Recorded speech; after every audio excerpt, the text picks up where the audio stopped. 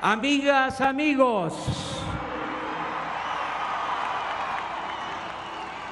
el cambio que estamos realizando está a la vista. Las principales reformas y leyes aprobadas por los legisladores han sido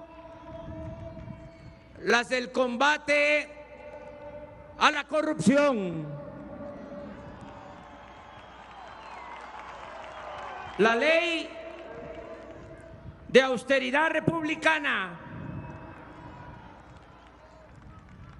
la de extinción de dominio para recuperar y devolver al pueblo lo robado.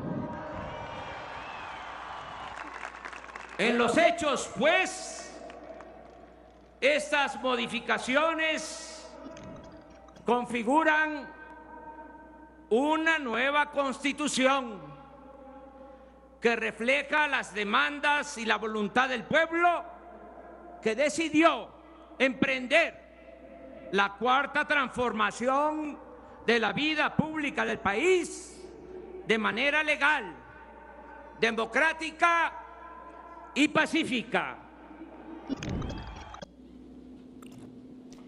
Bienvenidos a Hashtag Polémica en Redes, el programa que desarrolla los temas que han sido y son virales en las redes. Soy Edith Gómez y en esta ocasión hablaremos del primer aniversario del inicio de la gestión de Andrés Manuel López Obrador. Acompáñenos en este análisis sobre los aciertos, las equivocaciones, las dificultades a las que se ha tenido que enfrentar, los retos y los pendientes que aún tiene su gobierno. Nos acompaña en el estudio de Hashtag Polémica en Redes Andrea Chávez. Ella es asesora parlamentaria de Morena en el Senado. Bienvenida. Gracias, Edith, por tu invitación. Ana Villagrán, concejala de la Alcaldía de Cuauhtémoc. Hola. Hola, muchas gracias. Y Daniel García Martínez, él es consejero nacional de Morena. Bienvenido, Daniel. Gracias, Edith. Bueno, ayer vimos este magno evento en el Zócalo de la Ciudad de México. ¿Qué les pareció? Empezamos contigo. Una gran fiesta popular en donde acudió el pueblo de México, donde acudieron familias que hicieron su cochinito desde hace algunos meses y lo rompieron con tal de poder rentar un camión entre todos y venirse desde el norte a pesar de que tuvieran que haber viajado 2 días. Estuvieron nuestros representantes, legisladores, varios gobernadores. Estuvo presente Pepe Mujica, expresidente de Uruguay y gran referente de la izquierda latinoamericana. Estuvieron presentes maestros, miembros de sindicatos, jóvenes. Yo pude estar presente, tuve el privilegio y el honor de poder acompañar al presidente en esta entrega, en este informe. Y de verdad que yo me fui muy contenta porque vi la alegría compartida que el pueblo tiene de poder dejar atrás todos esos lastres que nos llevaron a estar en el olvido al pueblo de México. Y yo por eso le agradezco a Andrés Manuel, porque de los 100 compromisos que hizo hace un año, 89 ya son cumplidos. Muy bien. La narrativa discursiva del presidente, ¿qué te pareció, Ana? Yo creo que cada que escucho cosas así, siento que estoy en un cuento de hadas. Yo creo que los 100,000 mexicanos que estuvimos marchando del Ángel de la Independencia... ¿Cuántos? Aproximadamente unos 100,000 mexicanos estuvimos del Ángel de la Independencia al Monumento de la Revolución. Yo creo que entonces vivimos en otro país, porque yo creo que el presidente no se ha detenido a escuchar, ni siquiera a tomar la pequeña consideración de entender que el 2019 fue el año más violento y el 2019 se define como el año del cero crecimiento económico. Yo creo que yo estoy triste, estoy preocupada porque esto no se traduce en odiar al presidente o de no aceptar la 4T o de estar disintiendo todo el tiempo, sino de que 2019 también se traduce en ser el año de la polarización. Y lamentablemente sí tenemos un presidente que prefiere celebrar un AMLO Fest a detenerse y de verdad solo intentar tener la voluntad de decir qué me están diciendo mis opositores, porque no somos sus enemigos, porque él en su discurso posicionó algo, los conservadores, los que él es como si él solo creyera que los 30 millones de mexicanos que votaron por él son los que merecen ser gobernados por él. Y entonces los otros 60 millones de mexicanos no existimos. Entonces, ayer escuchamos, solo mencionan 2 logros, lo de la ley de austeridad que está atropellando pues, 89 muchos. Ah, eso me sonó a la lista de Peña Nieto, ¿sabes? No les parece muy curioso. Pero bueno, yo me quedo un poquito preocupada por este AMLOfest. Daniel. No, cuento de hadas, es decir, 100,000 opositores, no es tal cosa. Mexicanos. No es ni el 1% de la cantidad de gente que estuvo en el Zócalo de la Ciudad de México, en un ambiente de fiesta, en un 4,000, por ambiente, cierto. en un ambiente conteo? totalmente Nosotros austero contamos para lo que se ha hecho en otro momento, es decir, un protocolo de un informe de gobierno a la vieja usanza. Con esta cantidad de gente, con esta cantidad de personalidades, hubiera sido un derroche que ya no podemos permitirlo, me parece, en esos tiempos, con un país que nos dejan sumido en la pobreza y en la miseria. Que tengamos a personas como expresidentes como Mujica, ¿no? Todo lo que simboliza no nada de desarrollo, sino también de austeridad, creo que es una muy buena línea, ¿no? Y yo no diría que nada son 89 los logros, porque se están creando las bases para muchísimos más todavía, y ya lo dijo el presidente, para el próximo año tendremos ya sentadas las bases, ¿no? De la transformación de todo lo que viene. Vamos a cerrar con una inflación, ya lo acabamos de ver, para octubre ha sido de las más bajas de 2016. Si vemos en qué nos dejó Peña Nieto, de 3%, por supuesto. Pero bueno, veamos toda esta parte de tanto de ahorro en el gasto, ya no hay más dispendio. Y es parte de los ajustes que se van haciendo, ¿no? Si recordamos, por ejemplo, cuando se inicia el combate al huachicoleo, que jamás se hizo durante tiempos del PAN y del PRI, que se dejó crecer al contrario, por supuesto que hubieron ciertos ajustes, que se crearon ciertos caos en lo que se controlaba de nuevo la dispersión de gasolina, pero que ahora los resultados son excelentes. ¿Y cuáles son los resultados del huachicoleo? Porque nadie ha salido a decir un ahorro de más de 100,000 millones, ¿no? Había 100,000 millones de pesos perdidos de 2014 a 2018 durante el gobierno de Peña Nieto, porque no se combatió el huachicoleo. Es un ahorro gigantesco.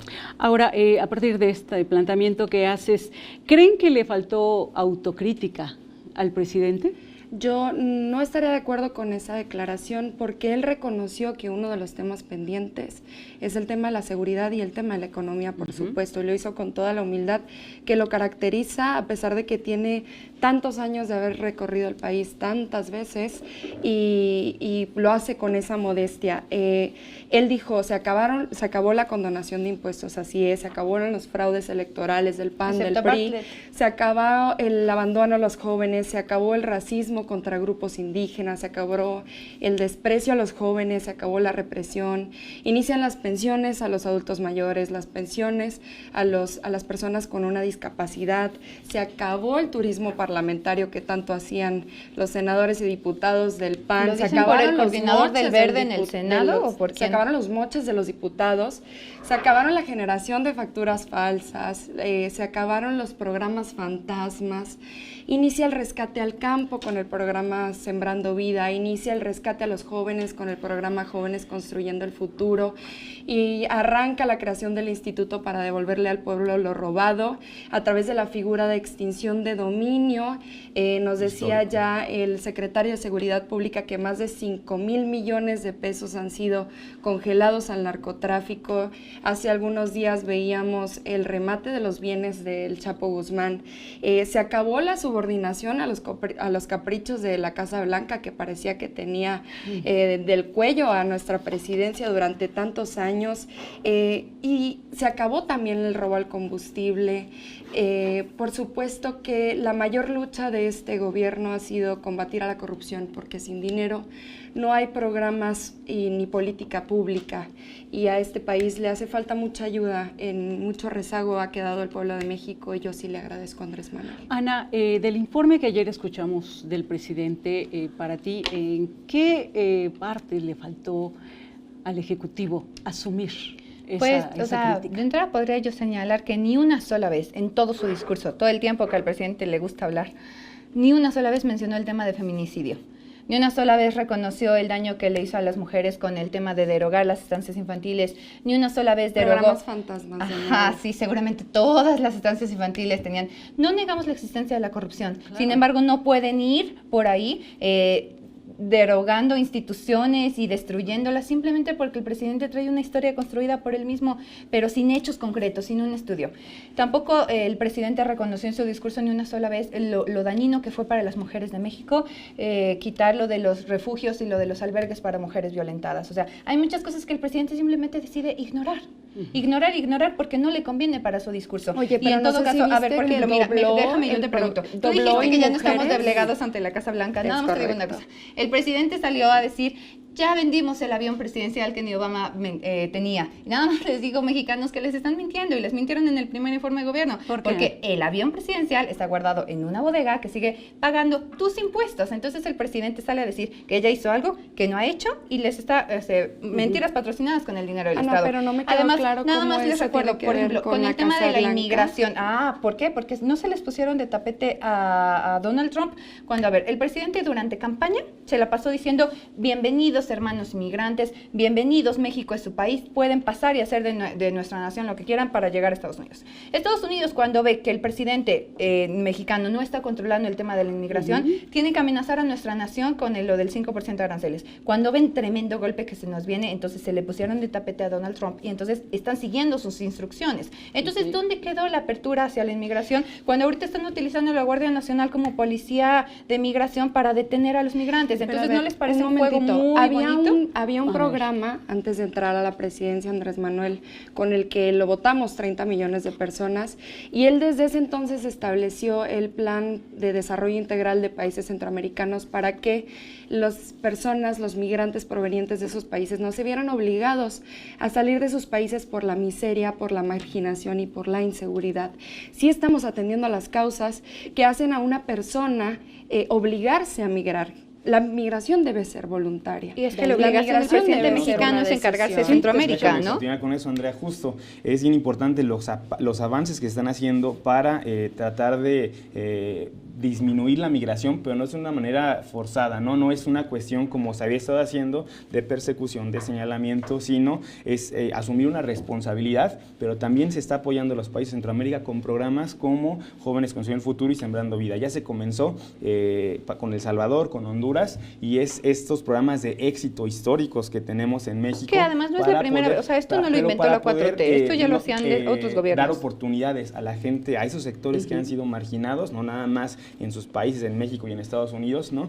Que son los sectores más vulnerables, ¿no? Los niños, los jóvenes, las madres. El programa de Jóvenes Construyendo el Futuro, al menos en México, por ejemplo, se creía que iba a ser un programa exclusivamente para hombres o principalmente para hombres. Vemos que no es así. El 60% de las beneficiarias son mujeres. Y entonces... Y se dobló el presupuesto en mujeres. Por supuesto, para hacerlo. Y si lo estamos checando, que se está enfocando hacia Centroamérica, eso puede ayudar bastante a generar una mejor esperanza para los centroamericanos, los hermanos centroamericanos. ¿Qué te pareció la presencia del expresidente Mujica en el evento? Es maravillosa, ¿no? Maravillosa por lo que simboliza el expresidente, y sobre todo también si vemos cuántas figuras últimamente progresistas que tanto aportaron a nuestra América Latina, a nuestros países hermanos de América Latina, como ahora el asilo, y que el pronunciamiento del presidente, que lo dejó muy puntual, que eso fue un golpe de Estado por la derecha. En el caso de Evo Morales. En el caso de Evo Morales. El presidente es experto en relaciones Rafael internacionales. Correa, ¿no? Expresidente de Ecuador, ha estado el expresidente de España, ¿no? Zapatero, y esas figuras que le estén dando, que tengan esa curiosidad por ver lo que está pasando en México, además, con esa cerecita del pastel del expresidente Mujica, se me hacen interesantes. La pregunta en particular, la autocrítica, ¿le faltó al presidente autocrítica? Yo creo que sí fue muy concreto, sobre todo al final, para que se centrara bien, que fuera bien señalizado, aceptar que hace falta muchísimo en tema de seguridad y de desarrollo económico. Inclusive habló del tema de la familia Levarón, por cierto. Muy bien.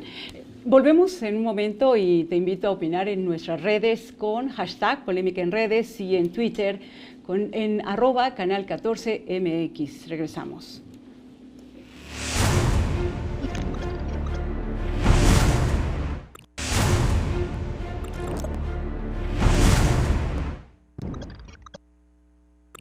Estamos aplicando una nueva política productiva para apoyar la economía popular, fortalecer el mercado interno, impulsar proyectos para el desarrollo regional, fomentar la participación de la iniciativa privada e intensificar la captación de inversión extranjera. Hemos cumplido rigurosamente con todos los compromisos financieros.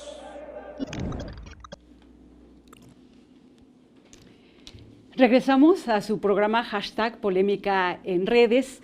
Continuamos con este análisis del primer año de gobierno del presidente Andrés Manuel López Obrador, y a mí me gustaría que me dieran su opinión acerca de si debemos tomar en cuenta las condiciones en las que recibió el presidente el país hace un año. Me gustaría escuchar su punto de vista. Por supuesto, todos los que estamos en tu mesa somos personas que digamos, en la condición etaria nos reconoceríamos como jóvenes, y los jóvenes fuimos una generación muy golpeada en este país, muy golpeada por el calderonismo, muy golpeada por la guerra contra el narcotráfico, y el relevo generacional tiene que contribuir a la reconstrucción de ese tejido social, esa reconstrucción que está tratando de encabezar el licenciado Andrés Manuel López Obrador, y que lo hace a través de encaminar política pública, atender las causas de las desigualdades, que son las principales promotoras de la desigualdad.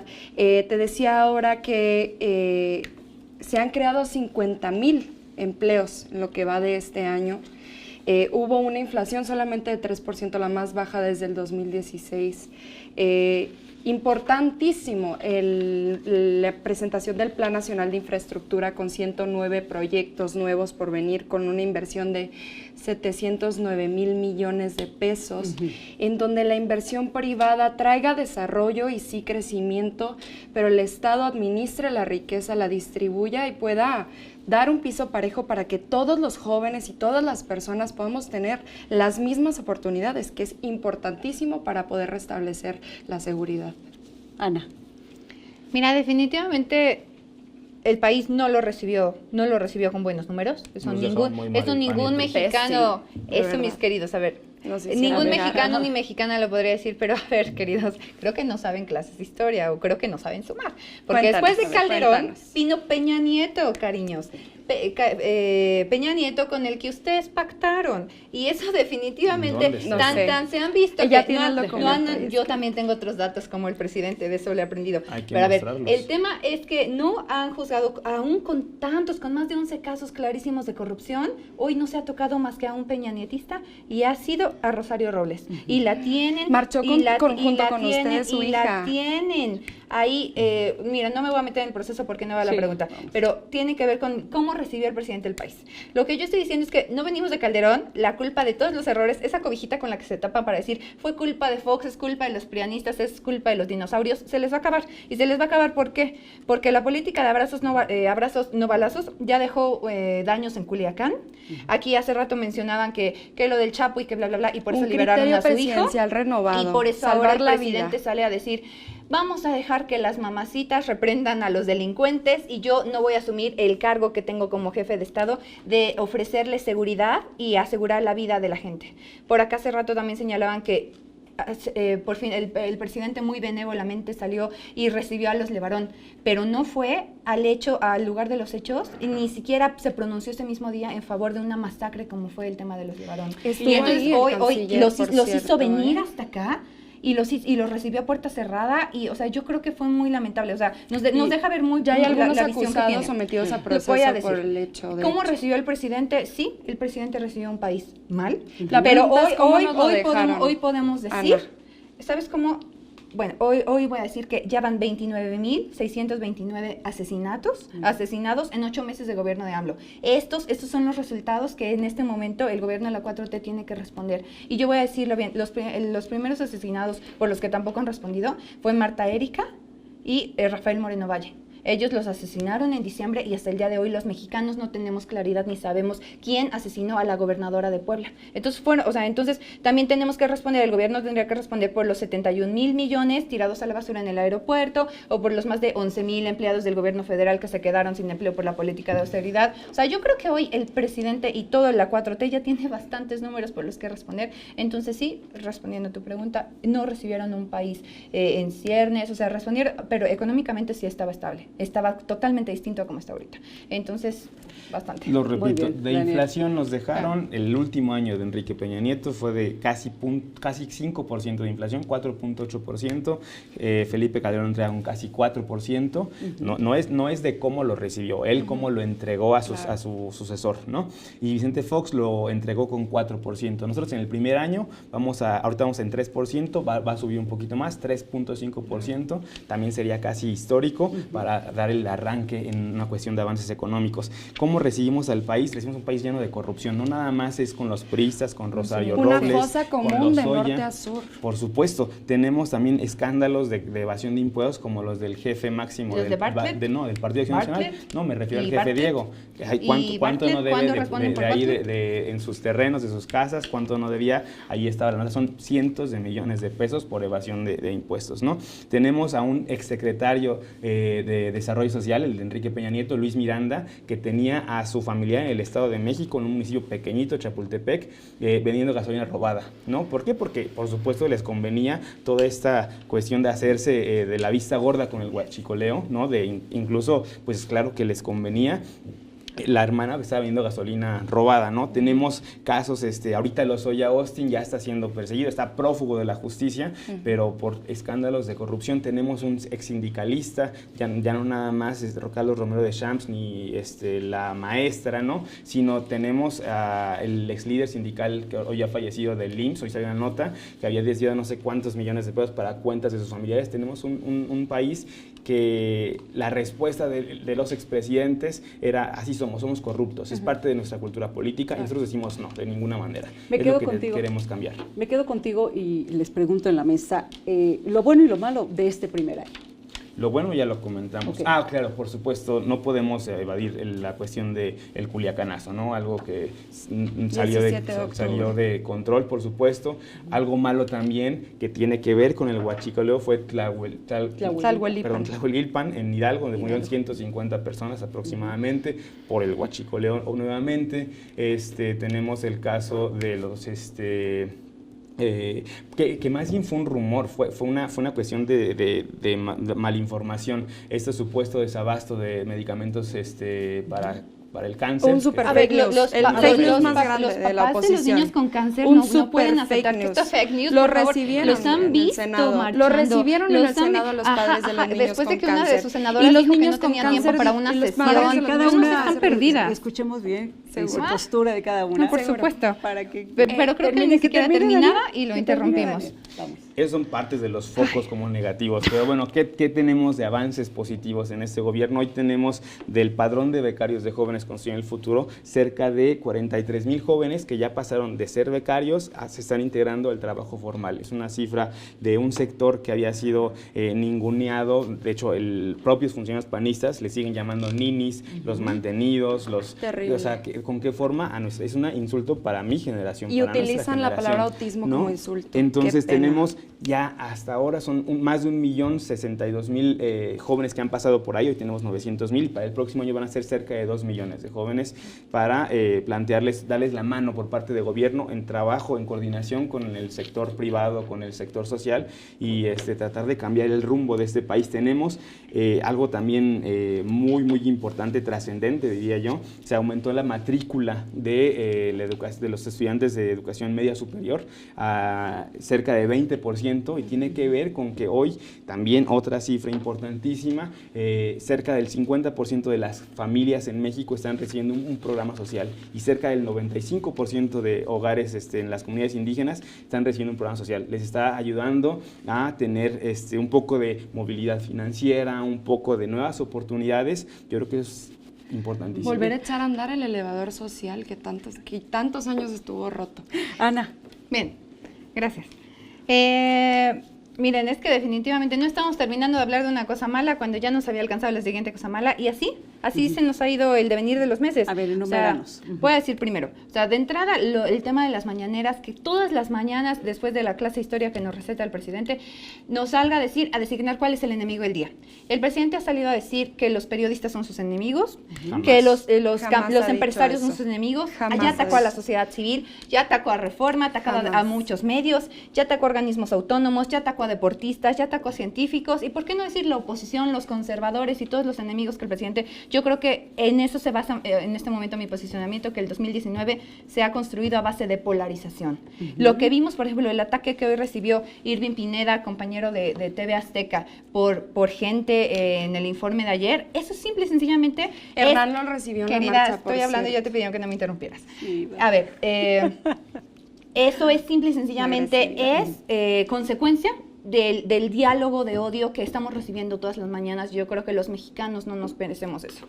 A ver, empezamos, ya mencioné la política de abrazos no balazos, lo del huachicol, el ataque que recibió la UNAM y el tema de la autonomía. Yo estoy hablando de lo negativo, por supuesto. El tema de la Guardia Nacional, como después de 12 años de estar criticando la estrategia de militarización del país, ¿qué creen? Llega a la presidencia y hace exactamente lo mismo. Le entrega al gobierno, a los militares, el mando, o sea, militarizó la seguridad nacional, o sea, la seguridad ciudadana, lo que tendrá que hacer un policía, ahora lo puede hacer la Guardia Nacional. Yo muchas veces lo señalé, a mí la Guardia Nacional no me desagrada, a mí como mexicana me hace sentir en paz. Lo que me molesta es el uso político que ahora se le va a dar al ejército. Esto, lo de la cancelación del aeropuerto, creo que fue lamentable porque hace una semana sale y dice, y lo venden con bombo y con platillo, que se sentó con empresarios para decir que va a haber inversión, pero sí, después de la gran engaño o sea, de cómo defraudó a empresarios propios y extranjeros. Simple y sencillamente, la estela de luz, la cancelación del aeropuerto costó 55 veces la cancelación de lo mismo que costó la estela de luz. Entonces también hace 2 semanas sale a decir que quiere poner una plaquita. Bueno, entonces creo que los mexicanos podemos llegar a poner una plaquita en su nuevo aeropuerto.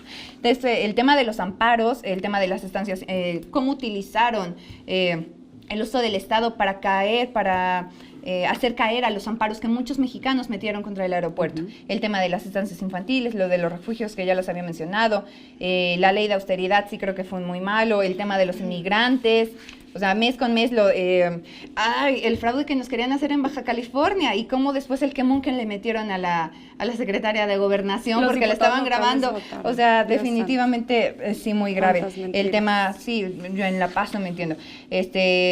Lo del crecimiento económico, que acá el presidente, no sé si se acuerdan, a mediados de año salió a decir, a mí no me importa la economía. Pues entonces no sé a quién debería de importarle, si a nuestro presidente no le importa que tu economía mejore, que la de tu familia mejore, pues entonces ¿a quién? Hubo a lo largo del año también ataques lamentablemente a nuestro ejército. Hoy tenemos un presidente que por un lado los fortalece, por decirlo de alguna manera, con lo de la Guardia Nacional, y por otro lado sale a decir, pueden estar en las calles o pueden estar patrullando, pero no se pueden defender.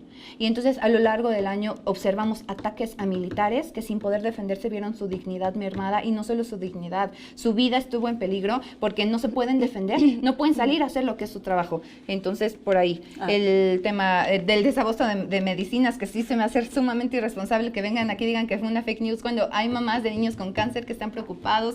Ya está la explicación. Que estuvieron y explicaron. No, o sea, ya se me acabó el tiempo y todavía no acabo. Y, por ejemplo, el tema de la CNDH, lo último que vimos, o sea, cómo hubo senadores, hubo senadores de Morena que se robaron 2 votos. Hoy, en pleno 2019, cuando se están aquí deshaciendo las vestiduras para defender la democracia y no reconocen que la democracia, las instituciones como el INE que hoy están amenazando, fueron las que los llevaron hoy al poder.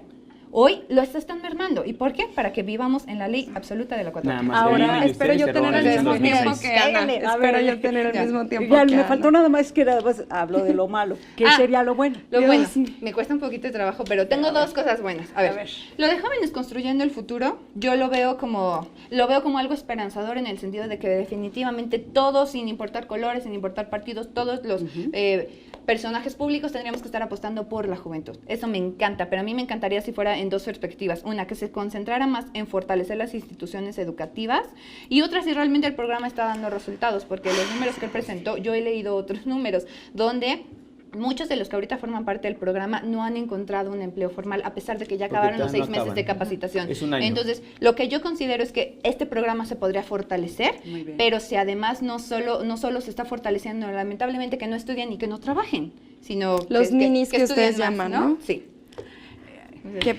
Tenemos rápidamente... Yo espero tener el mismo tiempo que Ana. A ver. Nos trajo una gran enseñanza el expresidente de Ecuador hace unos días. Rafael Correa nos dijo, cuando se pretende limpiar a la corrupción, no se trata de que no haya ni un solo caso de corrupción en el gobierno. Se trata de si lo vamos a tolerar o si no lo vamos a tolerar.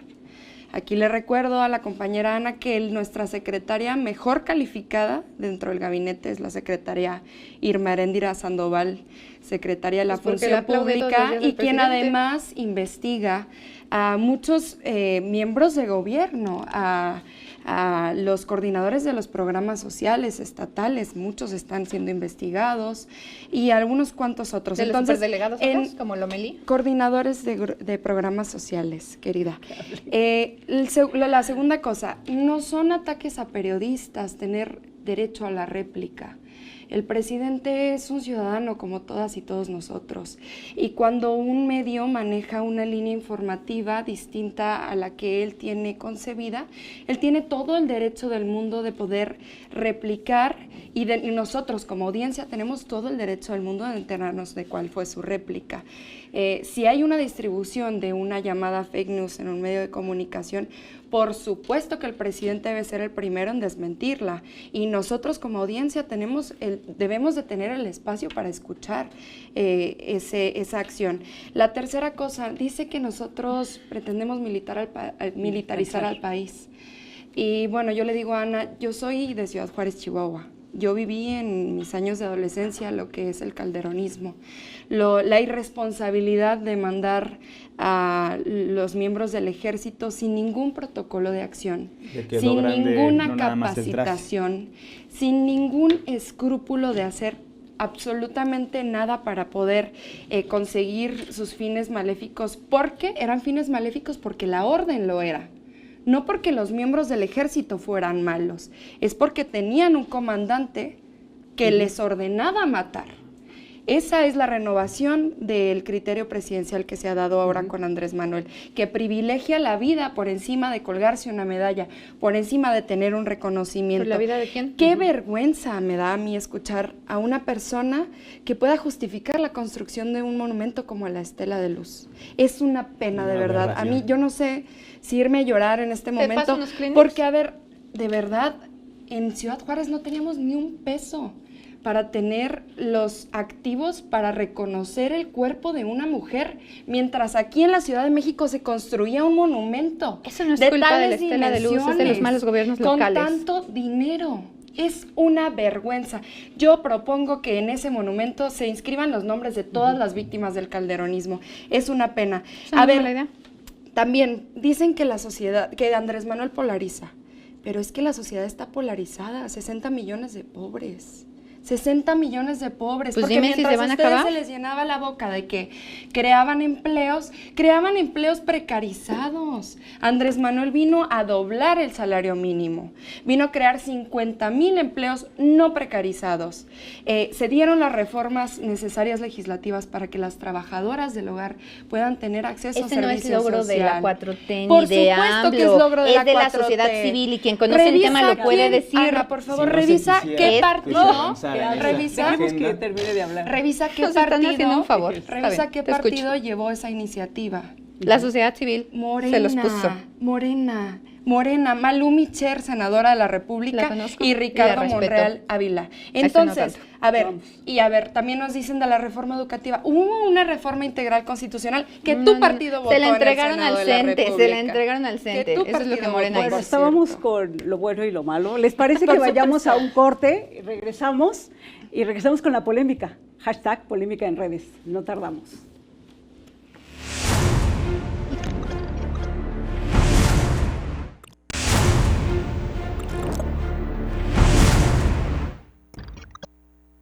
El gobierno de México ofrece cooperación, amistad y respeto a todas las naciones del mundo, y particularmente a los países hermanos de América Latina y el Caribe. La pertenencia de México a la región de Norteamérica junto con Estados Unidos y Canadá, es una realidad histórica, cultural, política y económica. Agradecemos a nuestra audiencia por sus opiniones y comentarios con el hashtag @polémica en redes. Les invitamos a responder nuestra encuesta en Twitter. Esta es la pregunta. ¿A un año de gobierno es o no suficiente para comenzar a evaluar el actuar del gobierno? Por favor, opinen en nuestras redes con @canal14mx. Y regresamos en esta mesa tan interesante, tan intensa con estos jóvenes, y ya se hizo un recuento, una revisión del primer año de gobierno del presidente Andrés Manuel López Obrador. Me gustaría conocer su punto de vista sobre esta nueva forma de comunicar del presidente, de su gobierno, esta comunicación política que no se había visto en gestiones anteriores.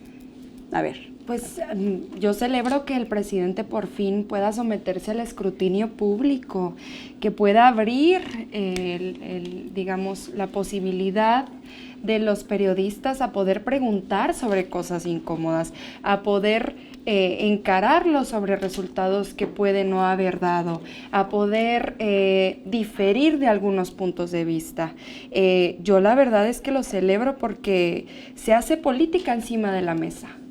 Y eso no es menor, es socializar el quehacer público, es hacer transparentes absolutamente todas las decisiones de gobierno y así hacer partícipes a quienes pusimos a esas personas en esos espacios, al pueblo de México. Y por eso yo lo celebro a la semana, te decía Edith, a la semana del gobierno de Andrés Manuel recién llegadito, ya había dado más ruedas de prensa que Enrique Peña Nieto en todo su sexenio, y yo de verdad que eso lo celebro porque esa es la democracia, una democracia en donde se puedan ejercer los contrapesos, donde haya voces nuevas como los periodistas de recién auge, donde haya piso parejo, en donde se puedan debatir las ideas, contrastar los puntos de vista. Con redes sociales, ¿no? También Y las redes sociales han llegado en el momento sociales indicado porque de verdad abrieron justamente esa oportunidad a todos los que estamos interesados de hacernos partícipes de eso que es público y nos corresponde y nos responsabiliza a todos. Muy bien. Daniel.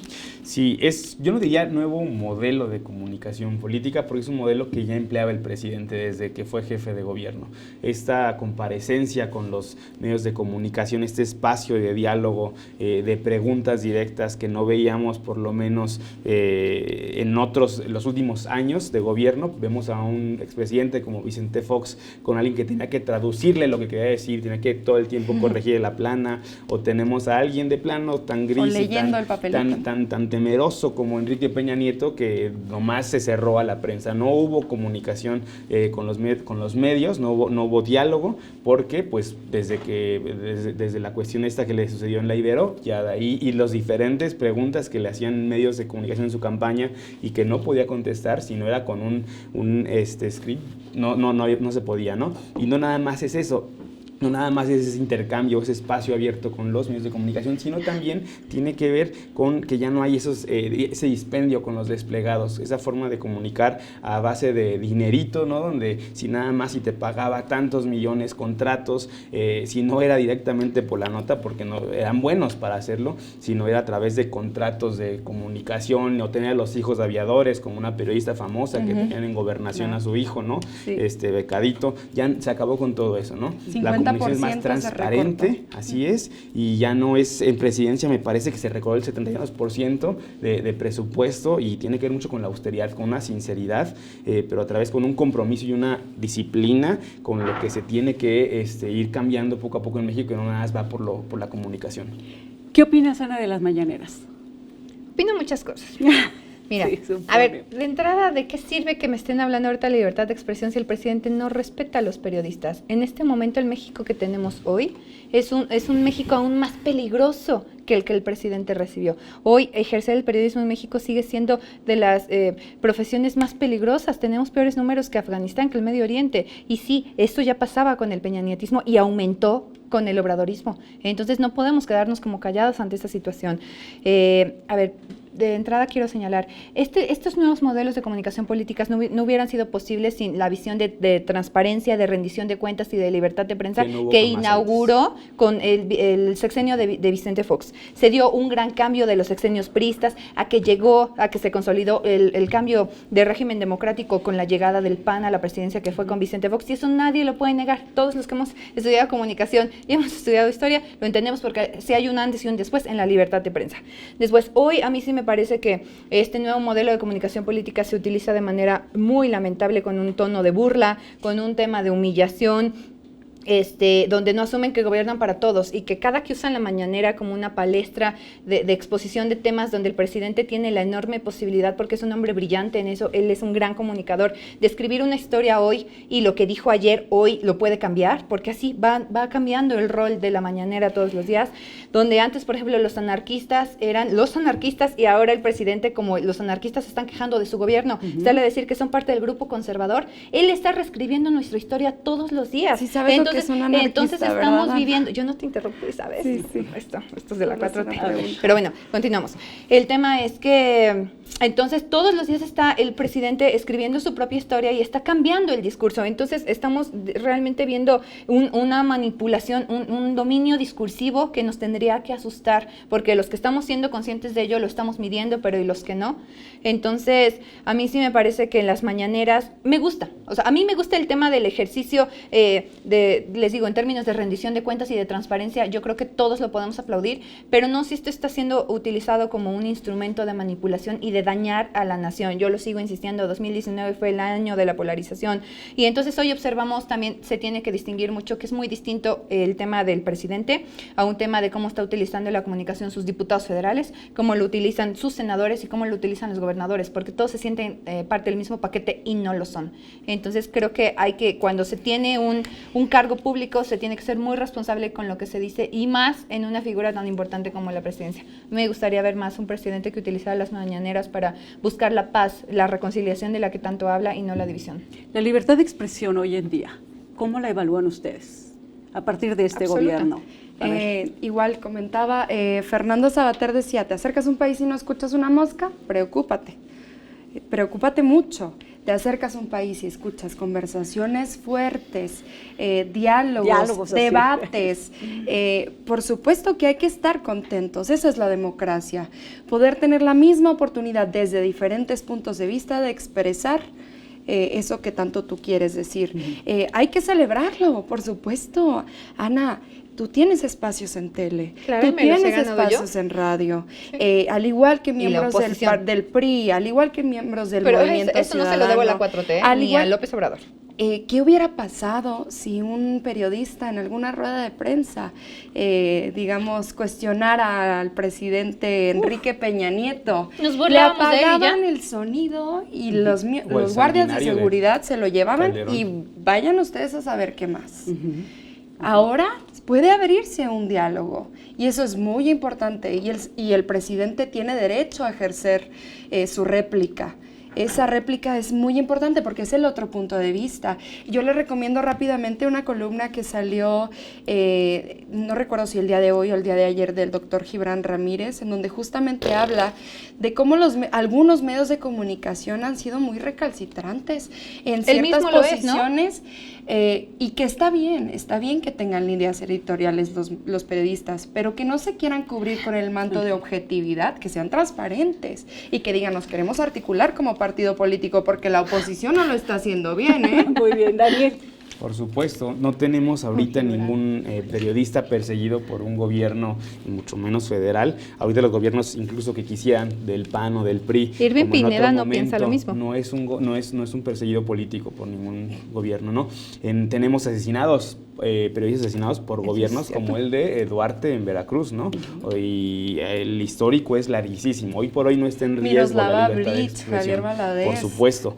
Hoy por hoy tenemos apertura para el diálogo. Hay nuevos programas con diferentes plumas, diferentes voces. Muchas son críticas, y qué bueno que están ahí, mientras sean objetivos, mientras sean que tengan un compromiso con la veracidad, ¿no? Con la certeza, es importantísimo. Muy bien. Ana. Pues, mira, yo soy comunicóloga, como lo platicábamos. Yo sí creo que la comunicación y el debate ejerce realmente un crecimiento democrático. Y a mí lo que me gusta es que conforme la sociedad se va politizando, involucrándose en todo lo que estamos viviendo todos los días, hay mexicanos más despiertos y yo en la calle todos los días me encuentro que el señor, me han detenido en fonditas, me han detenido en la calle, ayer en la marcha me detuvieron para decirme, Ana, qué bueno que están aportando tanto con el debate. Porque también una vez un señor en el Metrobús me detuvo y me dijo, Ana, me choca lo que dices. Obviamente yo me espanté, ¿no? Hay apertura, pero me dijo, hay me libertad. gusta, Claro. que me gusta. Eso es. Por supuesto, pero les digo, es una libertad que nos hemos ganado los mexicanos, bueno. o sea, que hemos construido a través de la historia. Eso es lo que me molesta, que la 4T ahorita viene y se cuelga medallitas que no le corresponden. La construcción de las instituciones y el punto a donde llegamos hoy es logro de muchos, de miles, de decenas de mexicanos que empezaron desde hace tantos. O sea, esta lucha, algo que sí me enciende un poquito es que el presidente ahorita sale y ataca a los periodistas como lo hace, pero reconoce muchísimo, por ejemplo, el papel de los hermanos Ricardo Flores Magón. Esos periodistas fueron periodistas incómodos con la historia nacional y a los dirigentes de aquel entonces tampoco les gustaba. Así como al presidente no le gusta que lo contradigan, que lo cuestionen y que pongan en tela de duda todo lo que él sale a decir que es verdad, los periodistas están para eso, para hacernos sentir a los que estamos en un cargo público incómodos y sobre todo dudar, porque eso nos obliga a dar mejores resultados y nunca tendríamos que verlos como enemigos ni como contrincantes, sino al contrario como aliado, porque tú me estás haciendo decir la verdad. Entonces, es lo Se que abrieron espacios importantes para opinar, se abrieron espacios Sí. para escuchar lo que antes no se escuchaba. Por supuesto, se cortó el 50% de comunicación de la presidencia y eso es importantísimo. En otras palabras, el chayote. ¿Por qué? Porque este gobierno no lo necesita. Y es que a veces pensamos, o los panistas intentan pensar, que la sociedad es la república del Twitter, en donde tiene sus granjas del bot. De Pues a ustedes los veo muy Ayer animados. lo vimos. cierto. La red Y de a ver, AMLOF es un bastante momento. peligrosa, ¿eh? Y a ver, lo que sucede en el país no es lo que sucede en Twitter. Le recuerdo que solo en Twitter hay representación del 4% de la población. Toda la demás vive un auge de bienestar. Es 40% Salía un de los estudio que tienen hace acceso a poco. Internet. Entonces, hay que salir a las calles, preguntarle a las madres de familia, a los niños, a los jóvenes, a los adultos mayores. No me puedo yo basar en una tendencia que genera una granja de bot financiada por el hijo Por de los Felipe rusos. Calderón. O sea, de eso no se trata, Ok. no se trata de eso. Hablando de se fake trata news. se trata de tomar los espacios de publicación, escribir, leer distintas posturas, como tanto tú has hecho.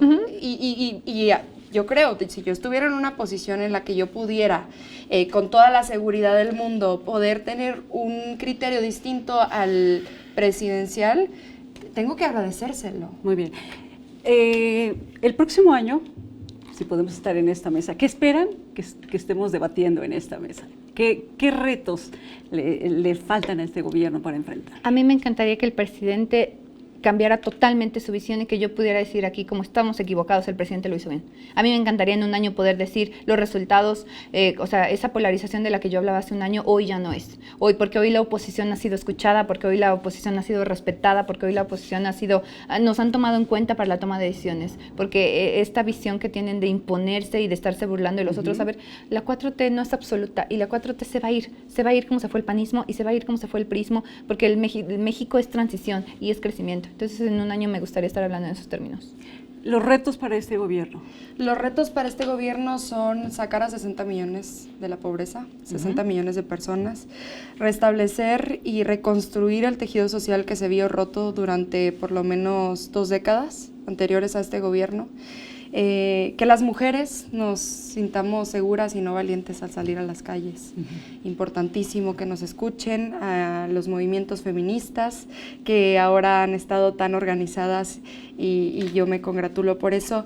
Me gustaría estar debatiendo acerca de el turismo y cosas que no fueran tan de fondo y tan dolidas para la gente, como es el tema de la seguridad, como es el tema del bienestar, como es el tema de todo lo que hemos estado hablando y que está tan involucrado en el cambio que ahora estamos viviendo. Y yo reitero de nuevo, tantos años habiendo conocido yo al presidente, y de verdad hoy me alegro y sé que muchas personas lo hacen junto conmigo, de por fin ver materializado el inicio de un cambio profundo en la sociedad mexicana.